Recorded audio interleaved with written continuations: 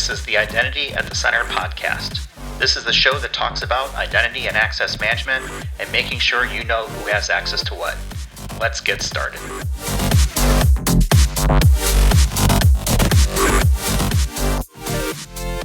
Welcome to the Identity at the Center podcast. I'm Jeff, and that's Jim. Hey, Jim.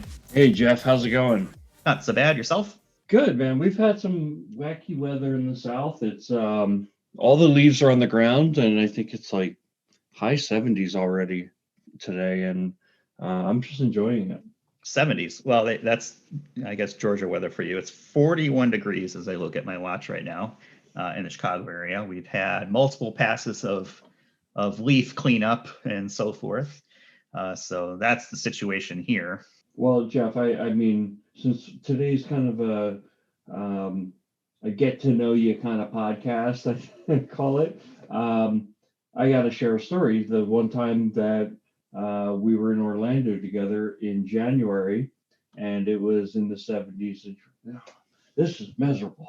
I don't like this weather. You were not enjoying yourself that day, and it was humid, but yeah, I don't know. I think you like the cold weather. I do. I think it's easier for me, at least, where I don't like the heat, and humidity is definitely a killer for me. So that's like my kryptonite. And you know, I mean, when you're consulting, you're typically wearing like a sport coat or a blazer or something, right? And it's however hot and humid, and you've got layers and layers. It sucks. So that's not my thing. But you can always take off layers up to a certain point and not get in trouble. So I'd rather be in a cooler climate because of that. Yeah. Well, yeah, weather changes aside. It's also Thanksgiving in the U.S. coming up here. So we'll talk a little about that. But really what we want to talk about today is something that I find uniquely interesting, and hopefully others will find interesting when it comes to identity and access management. And it's not really a technical conversation. What we really want to talk about is making the shift from being part of an enterprise identity and access management program or role or whatever it may be, and moving into more of an IAM consulting role, maybe with a third party or something on those lines.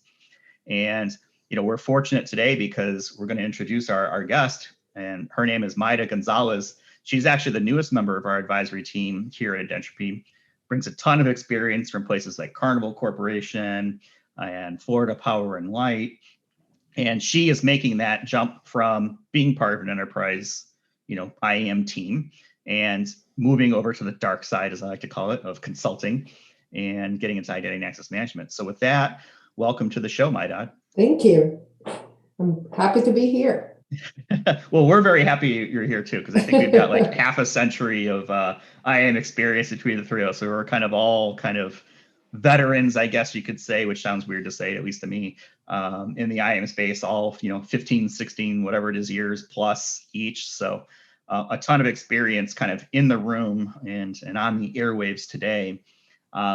Before we get too far into some of the challenges and things to kind of think about as you move from enterprise to consulting, how did you get into identity and access management? So I always say I got into identity by accident. So I was doing project management in Florida Power and Light, and then had a need for a PM to do some of the security projects that were around privacy data and protecting the data.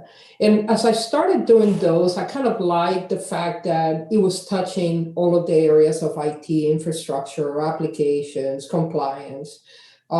They had a need for somebody to oversee their access administration team. Back then, it wasn't really identity and access. It was more access administration and what I say, the click, click, click. But they were not looking for somebody that had the security or the Active Directory knowledge. They were looking more for somebody that can organize and manage a team. So I jump over the position. I had been in the application side so far in my career at that point, and I wanted to see more of the operations side of IT and security.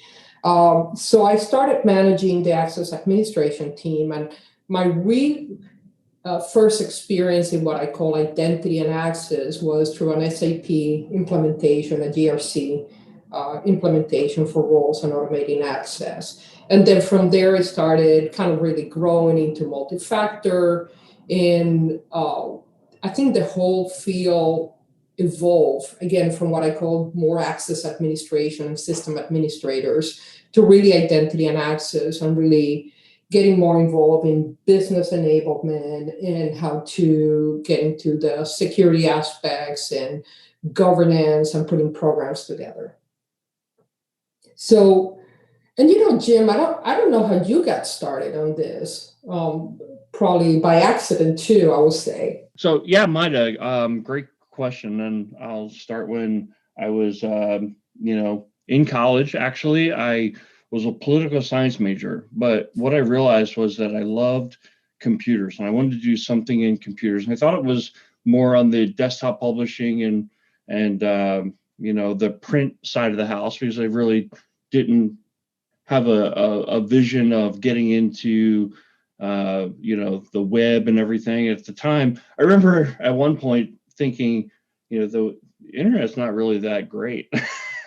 You look back and it was like Yahoo, and every time I go to do a paper and do research, I wasn't able to find a whole lot of useful information. So I thought, well, this internet thing, I don't know about it, but I digress. Anyway, I got into, I came out, I got a job where I was doing a lot of computer work, and I decided I wanted to get into network operations or building big networks. And so I did self-study. I created a lab at home, and I got my MCSE in NT 4.0. This was around 1997, 98. And, I got a job doing consulting, and then, implementing networks and being a lead network engineer at the Department of Transportation in Pennsylvania. And then I wound up moving to Ingersoll Rand. And I realized that at some point, after like really getting good at the technology, like, okay, I really want to advance my career. And so I started doing my MBA at night, and I started doing project management type work at work. And I was assigned to be the program manager over our dealer portal. And we had a vision, of kind of a grand strategy for our dealer portal, which was to pull all of our different brand websites together. And we had a lot of people who had accounts in all the different websites, and we wanted to have that one experience, like they go to one place and they'd be able to just sign in once and access all their information. And through doing some research, found out that there was this industry called identity and access management. At the time, the major players were IBM, Oblix, and Netegrity. And Oblix wound up getting bought by Oracle, and Netegrity wound up getting bought by CA. But at this time, it's still kind of, I don't want to call it the Wild West, but it was a lot of smaller vendors that, a lot of people hadn't heard of at the time. So did a major project we wound up implementing the Oblix product to kind of pull these dealer portal websites together and give web single sign-on. And it was a huge success. And so that was kind of my entry point into IAM. And I guess I would say it chose me, because, I didn't even really know that it existed. All of a sudden I was doing this project. And kind of progression from there was, I actually did some other like ERP type projects, and I wound up running a project management office and getting my PMP, and then ended up going to the financial services industry, and I ran a IAM program at a large bank. And then I got into consulting and came to Identropy about 9 years ago. And it was the greatest decision of my career, because, every day I'm excited about what I do. I get to work with clients to help them develop their IAM strategies. And one of the great things about consulting, I think, is that, you wind up working with different clients, and you're working with a client for, some finite period of time. And if it's great, you move on to something else at the end, and you've got a great experience. And if it's not so great, well, at least it's not going to last forever, and you move on to something else at the end. But you learn a lot. You get to see a lot of things that you wouldn't see if you worked at one company for multiple moons. And, it's been super rewarding. So that's my story. Just a quick, short little story. Yeah, no, Jeff, usually you're the one who throws this question at everybody else. And now it's your turn to tell us how you got into IAM. Oh, okay. Well, let's see. How did I get into IAM? I guess it would have been 2003, I believe. So before that, I was in IT, kind of help desk, service desk, that sort of thing. And, I'm the nerd going even back to my middle school days where I learned IBM PC Junior and, was writing games in BASIC for whatever reason that was. So I always been kind of like the IT guy around, but I was actually in the food service. So bartending, serving, managing restaurants and bars, things like that. But I was always kind of the IT person, right? So I moved over to service desk at one point and kind of worked part-time as that and found a job in information security, which is what I was really kind of interested in. I wasn't sure what in InfoSec, but the role was really entry level. It was an ID administrator. So this is for a large company. And well, I'll go and mention it's Walgreens. You'll find it on LinkedIn anyway. Was fortunate enough to move over from the Walgreens help desk into the InfoSec department. As an ID administrator, which was basically IAM ops, creating Lotus Notes IDs and RACF mainframe IDs, and at that point, Novell accounts and things like that. And kind of was with Walgreens for a long time. Kind of grew up there from an IAM perspective and an operations standpoint, and ended up, leading a team there and introducing new IAM technologies at the time, like password self-service, right? And password or self-service access request and, some basic automation, things like that. So I did that for a long time, maybe I think I was there for about 12 years or so, and then decided to move over to SC Johnson, which is manufacturing and, starting to modernize their IAM program and so forth. So along the way, I've been very fortunate to work with some really good people. So shout out to all the people that I've worked with in the past. I, can honestly say that, those were both great experiences. And when it came time to think about making a change, I decided, well, you know what, I'm going to try this consulting thing for a little bit. I feel like I want to specialize in IAM, and I viewed it as an opportunity to really kind of accelerate my learning, because when you work for an enterprise, you really only know what you know, right? It's only the tools that you have there. So I was very focused on things at the time like Corian, and that was the IAM program of choice for a couple of the companies I work for, and that's what we worked through. But I wanted to get beyond that, so moved into consulting, and I've been here for 5 years.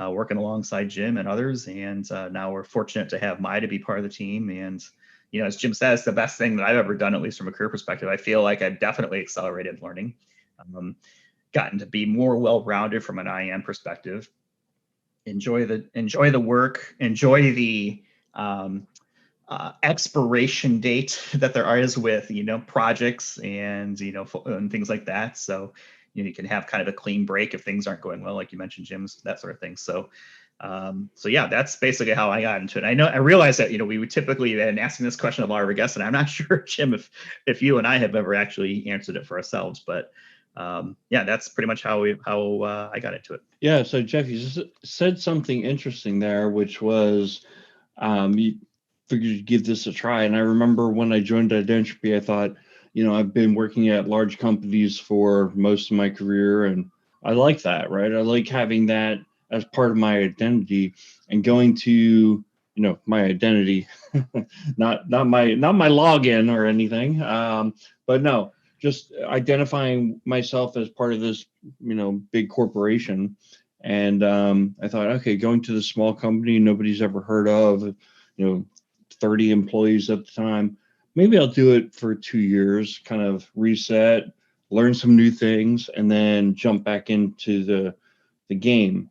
And once I got here, I realized that no, this is where I belong. This is what I've been looking for, is a place where actually you're not a number, and you have these great lifelong relationships, but also just the style of work that we do. And I think my biggest concern coming to a small company was the risk profile, that, what if the company goes belly up? And I mean, one of the things that I realized was, being in the financial services industry around the time of the financial crash, was that even a big company can go belly up. So there's no guarantees anywhere. I've survived several reductions in force at large companies, and being in a small company, at least the way it worked out for me wasn't as big of a risk after all. And heck, I'm here 9 years now. Yeah, I feel like I have the same kind of concerns around, I guess my were more along the lines of, am I going to get paid, right? If there's not work enough to go around,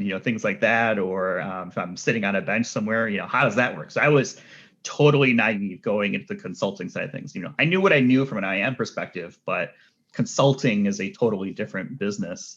And I think that's really where we want to take the conversation today with Mayda, because she's making that jump over now.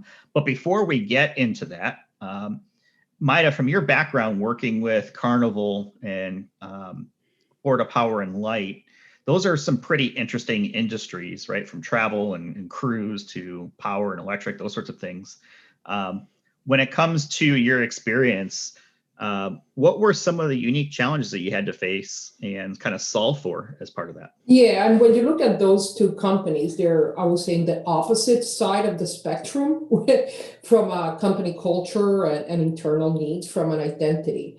So in Florida Power and Light and NextEra Energy, we had, it's a company, I call it, it's a company of engineers. So everything is based on process, a lot of process improvement, Six Sigma, continuous improvement. To do anything, you had to go through multiple gates, multiple approvals, very regulated.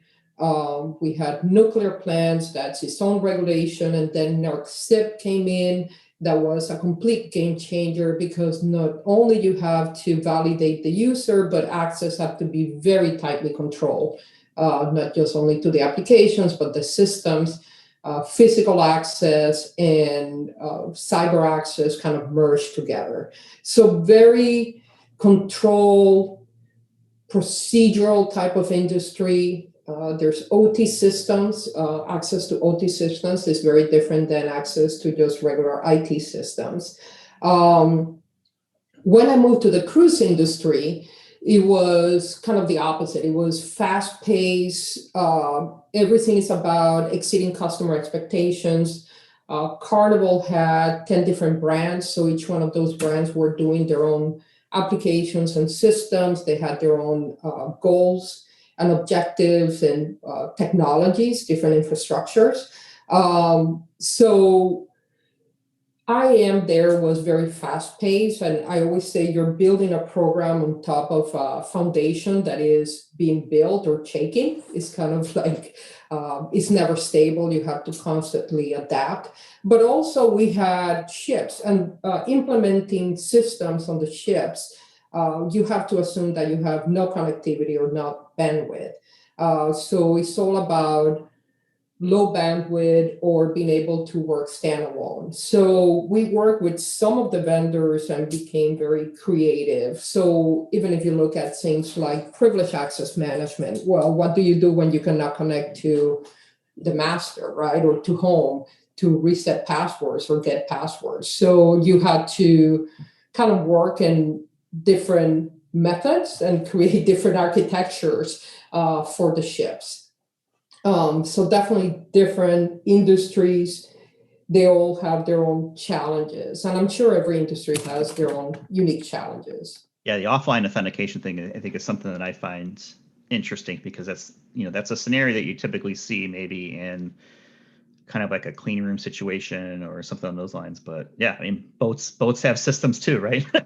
And they may not always be connected. Yeah, so they have more than 100 ships, and each ship has its own data center. So you can imagine, and you don't necessarily need to replicate full systems. There are small data centers. So it's all about sizing, bandwidth, how to streamline and what you really need to do on the ships. So now that you've moved over to the dark side, as I put it, what's been the easiest thing about making a switch from being part of an enterprise IAM program like you've been part of into the wonderful world of IAM consulting? So I think the subject matter is natural, right? So what I'm doing here in consulting is pretty much what I've been doing on the enterprise side. I think that when you lead an IAM practice, you're in a way consulting internally. You have to talk to your stakeholders, you have to teach them, you have to direct them, you are helping in said direction and technology. So it's what you do internally in a way as an IAM leader on an enterprise to your internal customers. Now I'm in a way doing that for all these other companies. I think that what is nice is while I was on enterprise environment, I was pretty much it, right? So I'm the subject matter on identity. And a lot of times the field changes a lot. It's a lot of learning and a lot of trial and error.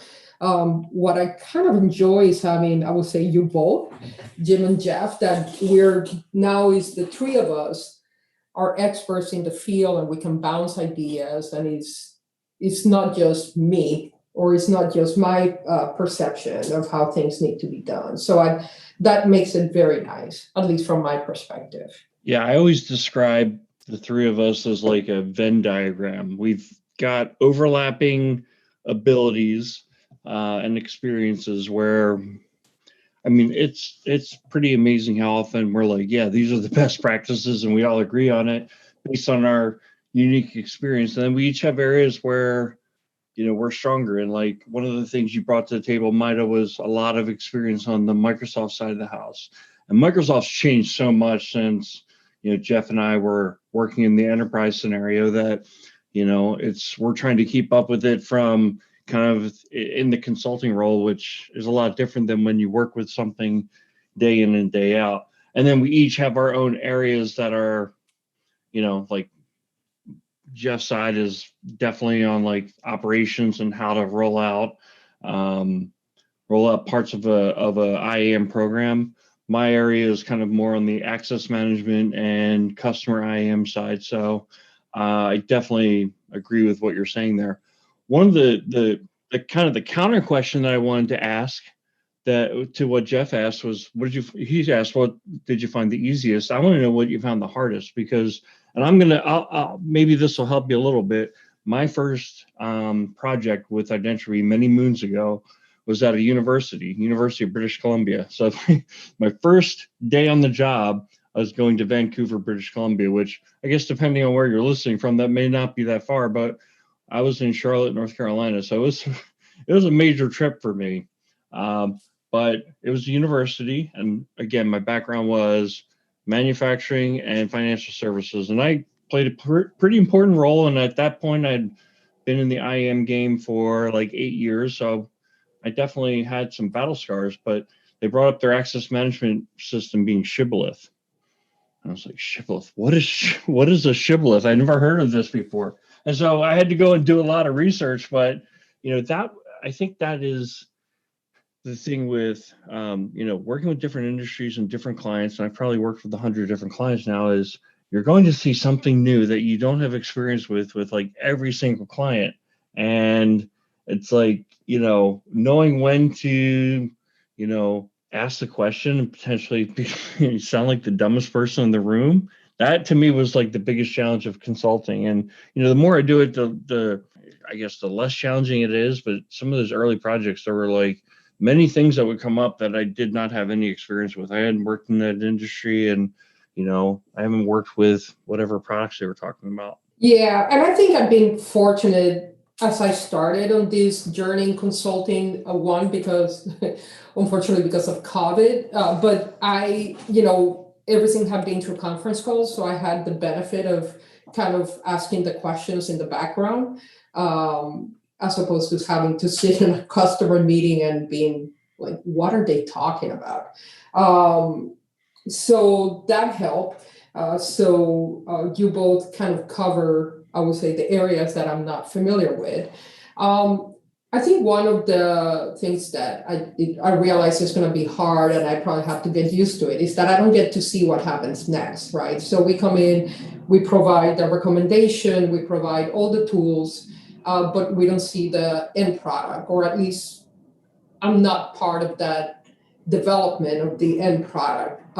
So it has a start, it has an end, and then we move to the next engagement. So I find that, I'm so used to that you see the whole thing coming up to implementation and then start seeing the benefits of it.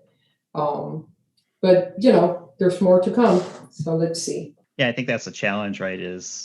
I think I'm kind of like you. It's like, okay, we got this all set up. Here's a strategy, right? Now let's go do it. And that's typically where an advisory team is walking out the door, right? I mean, there's times we get engaged, right, and kind of help, get it rolled out or help after the fact. But when I was working my enterprise roles, I really considered kind of IAM as my baby, right? It's like, okay, I want this to be great. I want people to use it. I'm very concerned about the user interface and the user experience because that was always my focus. Because I want people to use the products, right? And if the user experience sucks, no one's going to use it.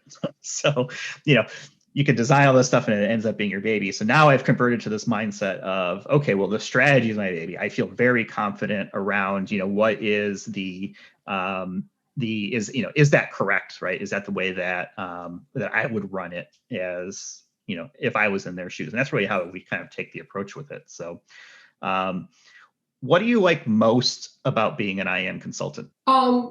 Other than working with an awesome team, which I think I'm really enjoying working with you both. I'm not kidding. It's true. I also get, I get to peek. It's kind of looking through a window of somebody else's house, right? So I get to peek into other companies, how they're doing things. I get exposed to different industries that I wouldn't otherwise. I've never worked before with the medical industry. I think that's interesting, and I'm sure that there's more industries that I don't get exposed to. And then I also get to learn across a wide range of technologies. When you are in an enterprise environment, you basically have a limited set of technologies, or this is your lane, and this is a specific set of products. Here, I get exposed to a lot of different areas, different technologies, different vendors. So I'm enjoying that quite a lot. Yeah, that's my experience too. What do you like least? And maybe I'll start with this one. The thing that I like least is not knowing something. So there's a lot of times where, Jim mentioned the shibboleth story. It's like, what the heck are they talking about? There are certainly occasions where, maybe there is something that's company specific or industry specific where they're using an acronym, and it's like, here we go. MDM is a good one, right? So when I grew up in IT back in my day, MDM was mobile data management, or mobile device management, I should say. And so you're working with a customer and they call master data management. I can't even say it right. So things like that sometimes can tend to throw people off. What about your experience? What's the thing that you've kind of liked the least as part of this transition? Well, Jeff, if I can jump in before Mayda, I want to follow up with a little story on what you just talked about. So I remember the first time that somebody brought up ADOC, Active Directory Users and Computers, but I had never heard the term ADOC because in the place I'd worked, nobody called it that. And so I'm sitting there, I'm like, what in the world? And I did a Google search, off to the side, and I didn't spell it right. Like ADUCK. Like I had no clue what they're even talking about, ADOC. Active Directory User and Computer. So I got my MCSE in Windows 2000, which was the first version of Active Directory back in 1999. I mean, I worked with this thing every day, but it's one of those things where, one of the toughest things about consulting is knowing when to ask a question and expose yourself as the stupidest person in the room, or sit there and pretend you know what it is, or give yourself a little bit of time. But and actually, if we ever get into the conversation around COVID, one of the nicest things about working from home and doing everything by conference call rather than being in a room is that you can do that quick search on Google to figure things out, or hit somebody up on Slack and ask, well, like, what is ADOC? But once I found out what it was, obviously it was like not a thing. But yeah. So anyway, Mayda, your turn. So real quick, when you before you go, Mayda, when you search for ADOC on Google, did you just get a picture of a duck? I honestly don't remember, but I remember not being able to figure it out. I wonder what happened if you do it now. What comes up? Make sure you have safe search on. Yeah, I think, it again, it's early on. I'm trying to understand the right speed, if that makes sense. And, I'm so used to go a million miles an hour. And part of that is because I had responsibility not just for the program and strategy and the projects, but also the operational side and the compliance side. And I'm trying to understand what is the right speed. And I realize that every customer comes from a different perspective and a different speed, and they have different levels of knowledge of what is identity. So I'm still trying to learn that balance, about how much information to put front, how much to ask, and what areas really I need to truly learn, or where the gaps are. Yeah. One of the things I was also going to throw out there, in my experience now of 9 years in the consulting side, which is like, I keep shaking my head. I'm like, I can't believe it's 9 years. But in 9 years, we go through feast and famine. So there are some times where it's like, all of a sudden 5 customers come in, they all want to start their project tomorrow. And it's like, you're working like crazy. And that's a good feeling. But eventually you do kind of hit that burnout, and you like long for, oh, I can't wait till it slows down. But usually it goes from 100 miles an hour to like 10 miles an hour. You got one client that you're working on part-time, and you start worrying like, oh no, if we don't get some clients, I'm not going to have a job. They're not going to need me here. So I guess what I'm getting is you don't really enjoy the downtime, because unless you know the downtime's just for 2 weeks, then you start thinking, oh my gosh, if we're going to pick back up again. And so then you don't really enjoy the downtime, and all of a sudden it's going crazy again. So that's been my experience. Yeah, and I think I'm trying also to understand that cycle and that process from a consulting perspective, the peaks and valleys. And again, I haven't gone through the full cycle really to appreciate it enough. But I want to mention, and you did say before about industries, safe industries, or companies that are safe versus smaller companies. And obviously, coming from a cruise industry during the COVID area, I don't think that concept of companies being safe is valid anymore. I think you had the financial industry going through trouble some years ago. Now the hospitality industry that was doing extremely well in 2019, nobody could have foreseen this happening. So there's not that concept of one company being safer than the other. Even big companies that have been established for hundreds of years, they're going through their troubles. So sometimes small company culture is different than big company culture.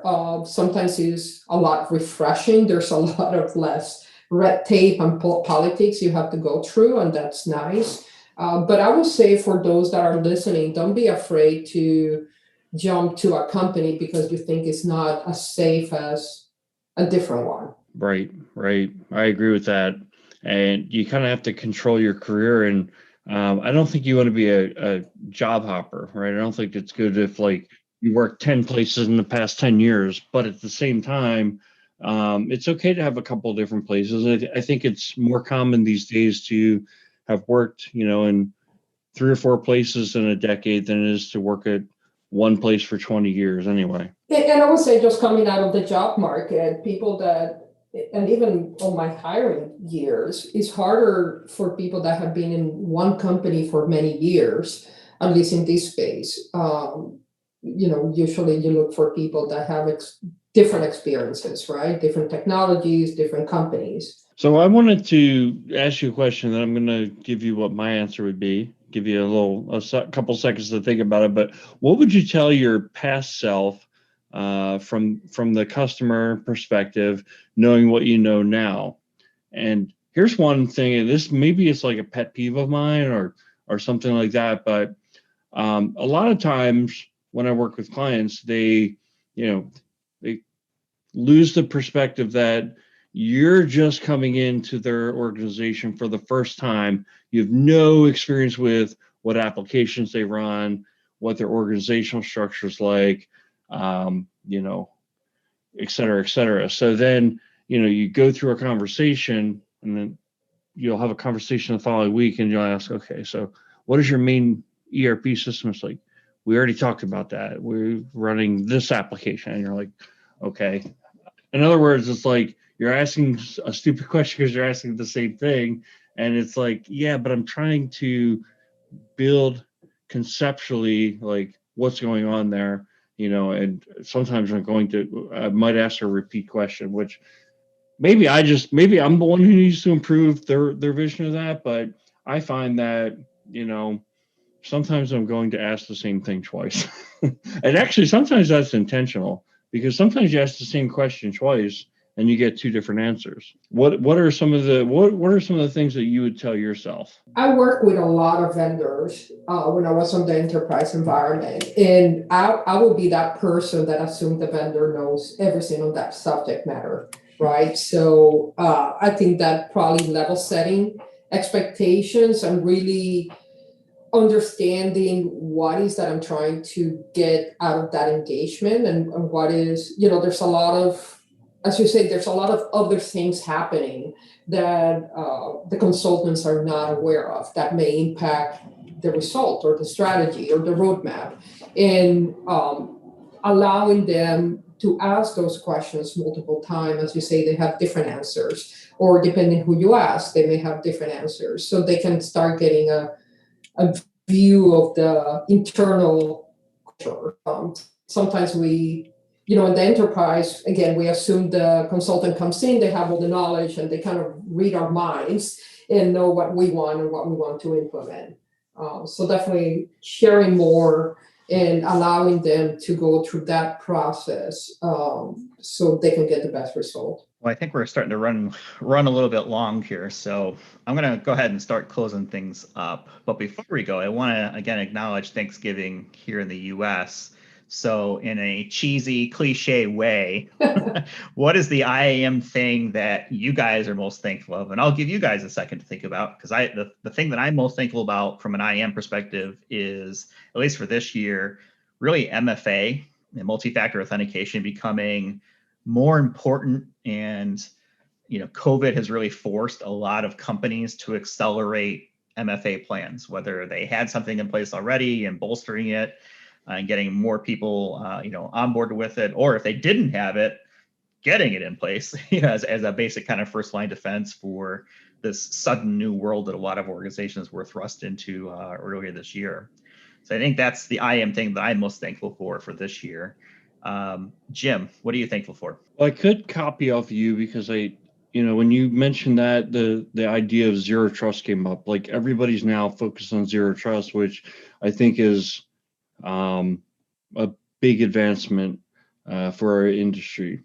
But I was, originally thinking, in answering this question, just the amount of new podcasts and webinars that have come out. And I feel like anytime I want to educate myself on something in the IAM industry, there's just so much more content that is available, on YouTube, or, through the analyst firms and what they're making available, even what's out there for free, and webinars and everything. So I guess that's what I'm the most grateful for, is that people are out there contributing. A lot of our guests are contributing their time to organizations like ID Pro and IDSA. And so there's just so much content. I mean, I look at my LinkedIn feed, and there's just, I can learn so much just from my LinkedIn feed, and then jump out to get a deeper, understanding. And it's just, so I would say thank you to everybody who's out there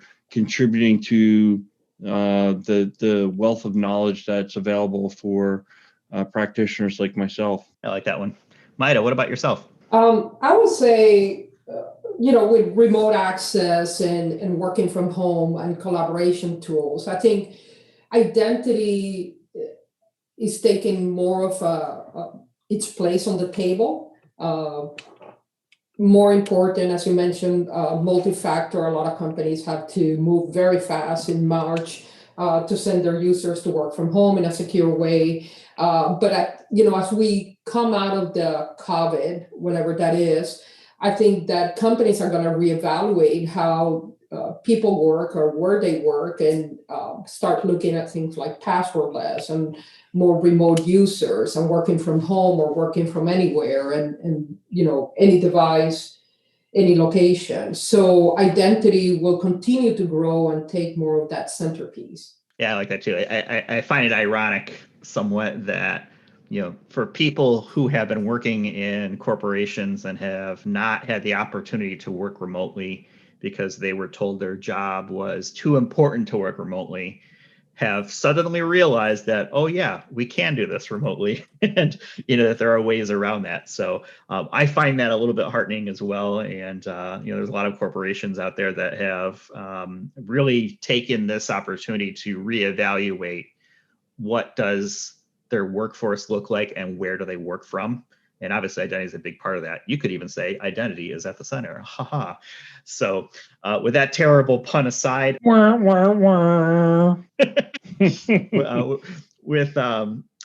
that said, I think we're going to go ahead and wrap it up for this week. I feel like this has been one of maybe our longer episodes, but I think there was some good conversation they had there about some things to consider when it comes to IAM in general from a career perspective. So maybe not the most technical conversation, but I still think it was an interesting. So thanks, Mayda, for joining us, and glad to have you part of the team here.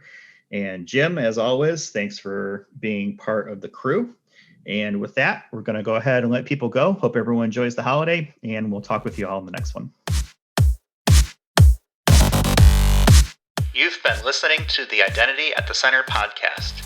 If you like what you heard, don't forget to subscribe and visit us on the web at identityatthecenter.com.